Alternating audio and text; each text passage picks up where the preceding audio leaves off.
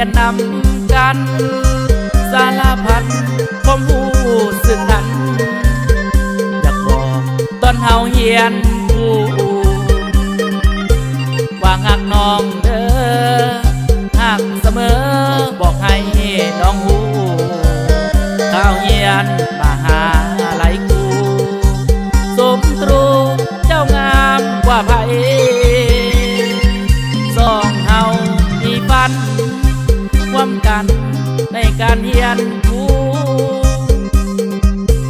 เฮียนลักสุดกูจนจบทั้งการศึกษาปริญญาตรีสองเฮาก็จบออกมาความหักของอ้ายนี่นะมันคงบ่เคยเปลี่ยนแต่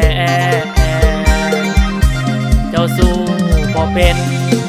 เจ้าก็เห็นในตัวของอายให้น้องเสียใจสามไว้สัญญา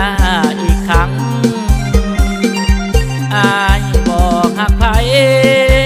นอกจากมีเจ้าเท่านั้นสองเฮาหักกัน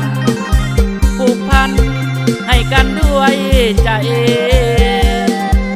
อายเป็นบ่าวผู้เจ้าสู้บ่เป็นคือเว้ากันใดหักเจ้าอายกันสิหักหลายมีแต่คนเดียว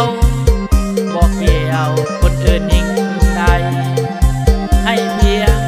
แต่เจ้าเด้อใจแถมกายสิกอดแต่เจ้า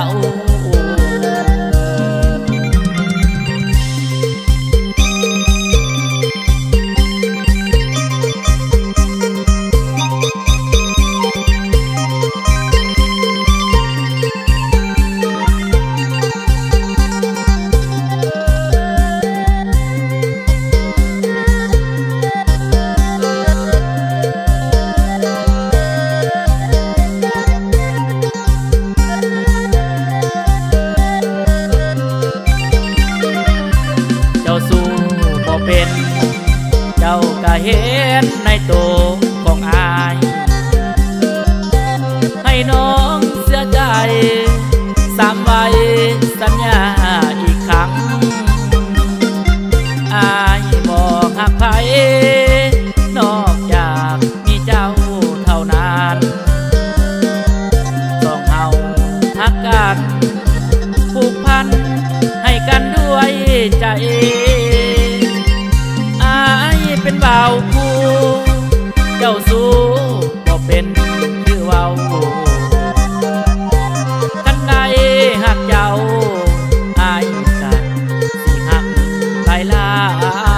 ยมีแต่คนเดียว